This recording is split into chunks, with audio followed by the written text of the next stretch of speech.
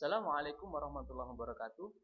Siswa-siswi kelas 7 Madrasah Sanawiyah Negeri 4 Blitar yang saya cintai dan saya banggakan. Pelajaran SKI Sejarah Kebudayaan Islam pada kesempatan kali ini kita akan membahas mengenai dakwah Nabi Muhammad SAW di Makkah atau dakwah periode Makkah. Periode Makkah atau dakwah beliau selama di kota Makkah nanti akan kita bahas, yaitu satu mengenai strategi dakwah beliau, yang kedua mengenai prioritas dakwah beliau. Jadi yang diutamakan beliau ketika dakwah di Makkah. Strategi dakwah ada dua, yaitu dakwah secara sirriyah atau sembunyi-sembunyi, kemudian yang kedua dakwah secara jahriyah atau terang-terangan. Adapun hal-hal yang diutamakan, yang diprioritaskan selama dakwah di Makkah, yaitu satu mengenai masalah ketauhidan, mengesahkan Allah Subhanahu wa taala, kemudian yang kedua mengenai hari pembalasan, kemudian mengenai akhlak atau perilaku, dan yang terakhir mengenai hak asasi manusia. Yang pertama, sebelum kita membahas mengenai dakwah beliau, kita akan ulas sedikit mengenai pembahasan awal kenabian yang telah kami sampaikan di pertemuan sebelumnya. Ya.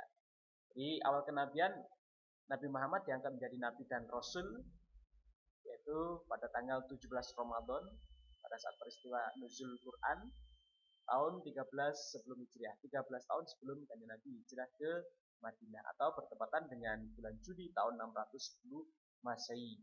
Ya, ceritakan bahwasanya beliau mendapatkan wahyu yang pertama, surat Al-Alaq ayat 1 sampai dengan 5, dan sebagai pertanda beliau diangkat menjadi Nabi dan Rasul, yaitu pada saat beliau berkhalwat dan bertahanus di dalam Gua Hira, menyendiri di dalam Gua Hira. Dan berikutnya awal dakwah setelah mendapatkan wahyu berupa Quran surat Al-Alaq ayat 1 sampai dengan 5, beliau tidak serta-merta langsung mensyiarkan agama Islam karena belum ada perintah untuk syiar tersebut. Baru kemudian 40 hari setelah turunnya wahyu yang pertama tadi, kemudian Nabi Muhammad kembali mendapatkan wahyu yang disampaikan oleh malaikat Jibril dari Allah Subhanahu wa taala, yaitu berupa Quran surat Al-Mudaththir ayat 1 sampai dengan 7, yang mana isi daripada Al-Quran surat Al-Mudaththir ayat 1 sampai dengan 7 ini yaitu berisi perintah Allah Subhanahu wa taala kepada Nabi Muhammad untuk menyiarkan agama Islam, mensyiarkan ajaran Islam kepada masyarakat Makkah pada saat itu. Ini awal dakwahnya. Baru kemudian beliau mulai berdakwah kepada orang-orang yang ada di sekeliling beliau. Kemudian yang pertama, sebagaimana yang saya sampaikan di awal tadi, strategi dakwah ada dua, yaitu strategi sirriyah dan jahriyah. Dan yang pertama adalah dakwah secara sembunyi-sembunyi atau sirriyah. Dakwah sirriyah dilaksanakan berdasarkan perintah Allah Subhanahu wa taala dalam Quran surat Asy-Syu'ara ayat 214 sampai 216, di mana di sini Nabi Muhammad SAW sudah diperintahkan secara langsung oleh Allah Subhanahu wa taala untuk melaksanakan dakwah. Akan tapi dakwah ataupun syiar agama Islam yang dilaksanakan beliau Nabi Muhammad ini masih diperintahkan dalam taraf sembunyi-sembunyi saja. Dilaksanakan oleh Kanjeng Nabi dakwah kepada para sahabatnya, kerabatnya, keluarganya, dan orang-orang yang terdekat yang berada di sekeliling Kanjeng Nabi. Maka disebut sebagai dakwah sirriyah. Kenapa kok dakwahnya dilaksanakan sembunyi-sembunyi? Karena suatu hal yang baru apabila kok disampaikan langsung secara besar-besaran, secara terang-terangan, maka akan menimbulkan hal yang tidak baik pula untuk perkembangan agama Islam sendiri. Makanya langkah pertamanya yaitu secara sembunyi-sembunyi dulu, yaitu pada orang-orang terdekat beliau, pada istri beliau, sahabat beliau, dan lain sebagainya. Nah ini, Nabi berdakwah kepada kerabat dan para sahabat dekat beliau. Kemudian dakwah secara sembunyi-sembunyi atau dakwah sirriyah ini berlangsung selama kurang lebih 3 tahun. Jadi semenjak mendapatkan perintah mensyiarkan agama Islam sampai 3 tahun berikutnya, ini dakwah dilaksanakan secara sirriyah atau sembunyi-sembunyi tersebut. Dari dakwah secara sembunyi-sembunyi ini, memunculkan ada istilah yang namanya adalah as-sabiqunal awwalun. Apa itu as-sabiqunal awwalun? Nah, ini dari dakwah Syriah yang dilaksanakan munculkan istilah as-sabiqunal awwalun, yaitu orang-orang yang pertama kali masuk Islam. Golongan orang-orang yang pertama kali memeluk agama Islam. Namanya as-sabiqunal awwalun. Siapa saja mereka? Di sini saya rangkum. Ada Siti Khadijah, yaitu istri beliau, istri kanjeng Nabi Muhammad SAW. Beliau dicatat dalam sejarah sebagai wanita pertama yang masuk agama Islam, wanita pertama yang memeluk agama Islam. As-sabiqunal awwalun. Kemudian berikutnya ada Abu Bakar As-Siddiq. Beliau ini merupakan sahabat dekat kanjeng Nabi. Dalam sejarah beliau tercatat sebagai laki-laki dewasa pertama yang memeluk agama Islam. Ya, karena kedekatan beliau dengan Nabi Muhammad, kedekatan Abu Bakar As-Siddiq dengan Nabi Muhammad yang sangat amat dekat sekali, sehingga termasuk di dalam hal agama baru yang ditawarkan oleh Nabi Muhammad, beliau adalah orang pertama dari golongan laki-laki yang memeluk agama Islam. Kemudian berikutnya ada Ali bin Abi Thalib. Beliau adalah sepupu kanjeng Nabi. Beliau adalah putra dari paman kanjeng Nabi, yaitu Abi Thalib. Nah, ini Ali bin Abi Thalib pada saat itu masuk ke dalam agama Islam ketika masih amat sangat kecil sekali. Bukan berarti kecil sangat, bukan, tapi belum memasuki masa baligh. Maka dalam sejarah pun beliau, sahabat Ali bin Abi Thalib, tercatat sebagai anak kecil pertama yang memeluk agama Islam. Ini yang membedakan antara Ali bin Abi Thalib dengan sahabat-sahabat yang lain. Katakanlah Abu Bakar As-Siddiq, Utsman bin Affan dari golongan Khulafaur Rasyidin. Penjelasan di kelas 2 nanti, termasuk Umar bin Khattab. Ketika menyampaikan Abu Bakar As-Siddiq, Umar bin Khattab, Utsman bin Affan, selalu doanya adalah radhiyallahu an. Mudah-mudahan Allah meridhoi kepada beliau-beliau. Karena apa? Karena beliau-beliau ini diridhoi karena sebelumnya pernah mengalami yang namanya masa kekafiran, yaitu pada masa usia balik sempat memeluk agama selain Islam. Berbeda dengan Ali bin Abi Thalib. Beliau doanya ketika disebutkan namanya sahabat Ali bin Abi Thalib, jawabannya adalah karramallahu wajhah. Mudah-mudahan Allah memuliakan beliau. Karena apa?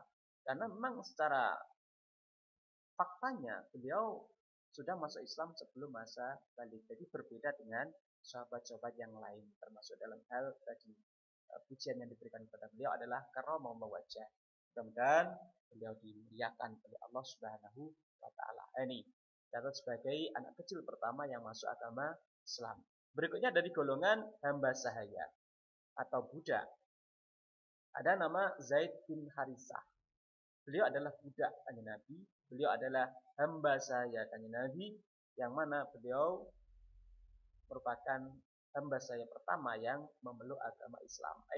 Ini adalah beberapa nama-nama yang masuk di dalam golongan as-sabiqunal awwalun, orang-orang yang pertama kali masuk Islam.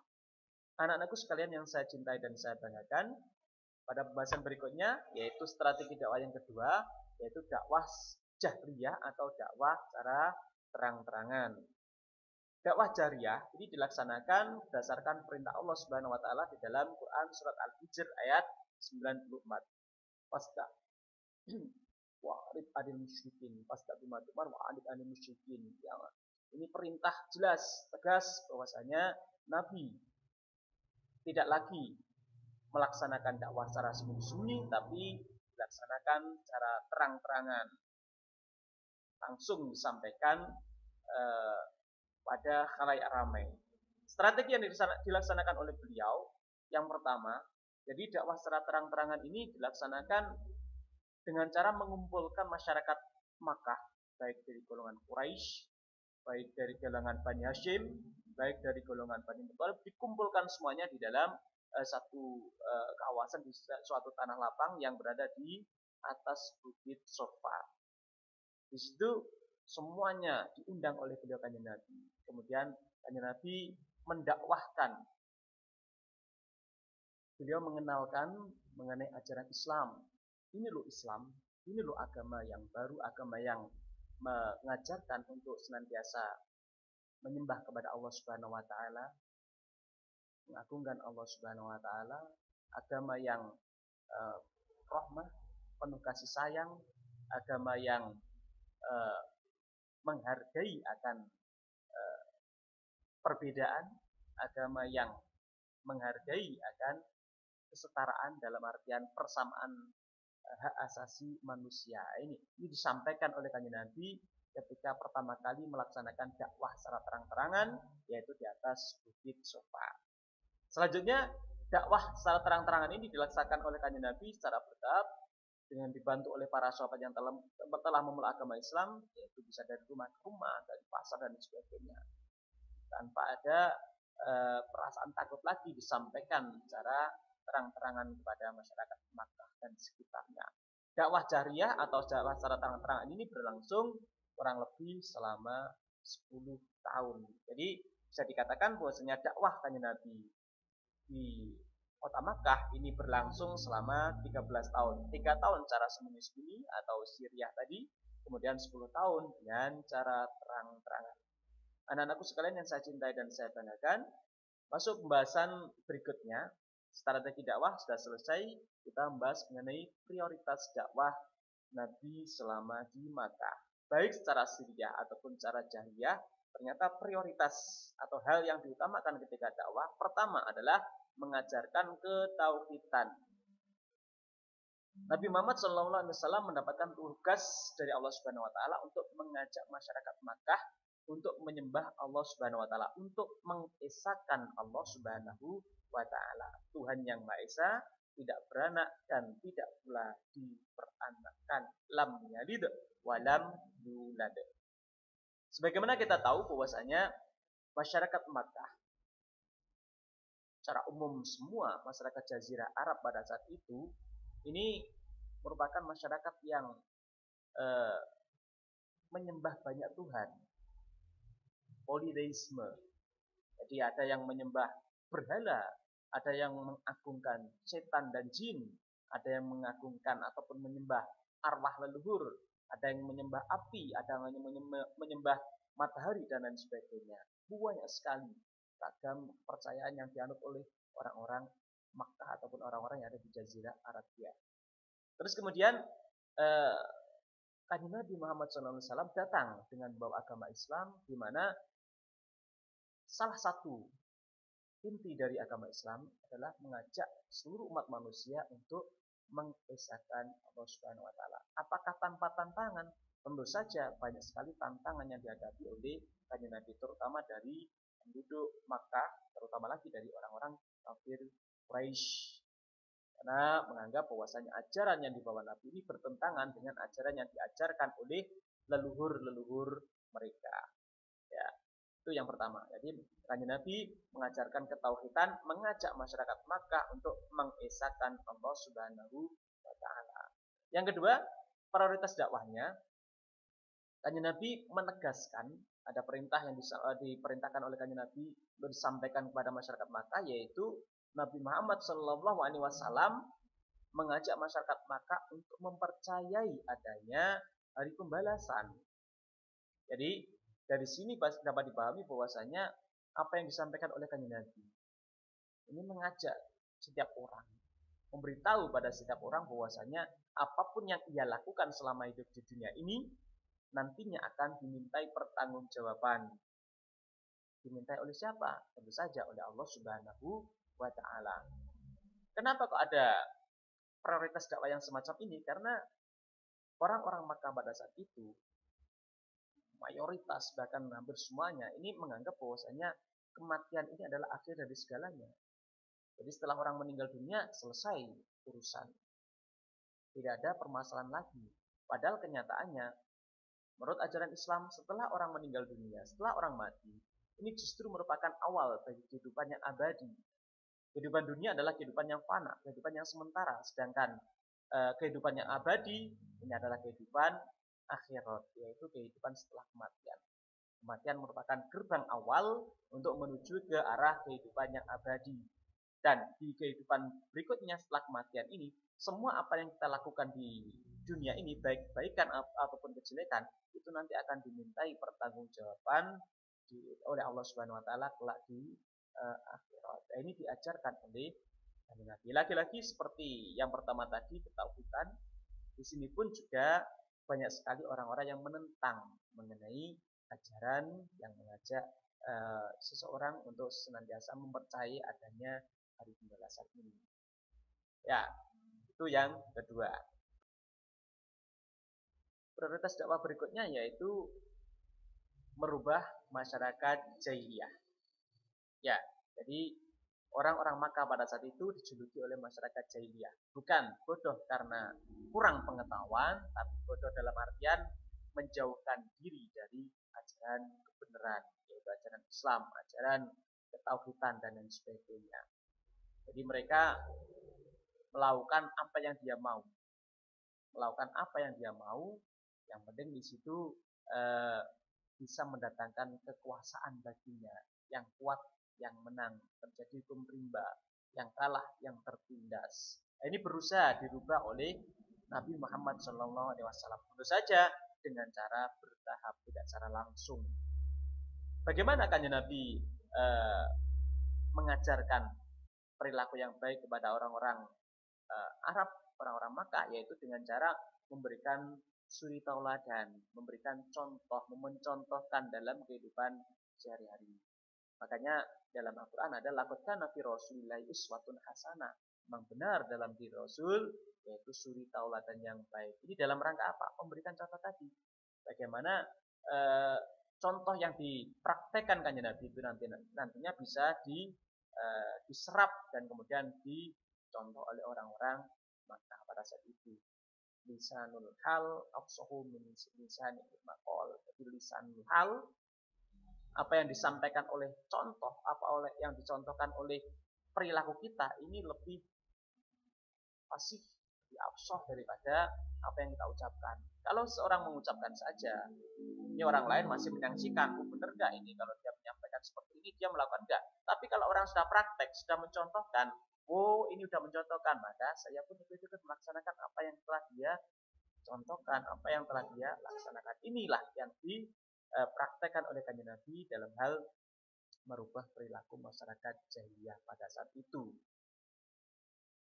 Prioritas dakwah berikutnya yang keempat yaitu mengangkat dan melindungi hak asasi manusia. Jadi Nabi Muhammad SAW mengajarkan kepada masyarakat Makkah bahwa menurut ajaran Islam semua manusia itu sama derajatnya.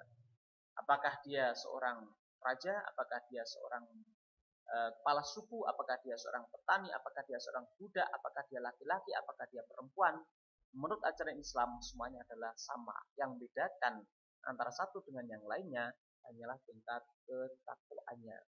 Itu menurut ajaran Islam yang disampaikan oleh Nabi. Bagaimana respon orang-orang kafir? Tentu saja tidak sesuai dengan apa yang mereka pahami, apa yang mereka yakini, sehingga dalam hal nomor 4 ini orang-orang Quraisy ini sangat menentang ajaran Nabi Muhammad SAW karena menurut mereka bangsawan dengan budak jelas berbeda, laki-laki dengan perempuan jelas berbeda. Laki-laki lebih mulia dibandingkan perempuan, bangsawan lebih mulia dibandingkan dengan orang-orang biasa dan sebagainya.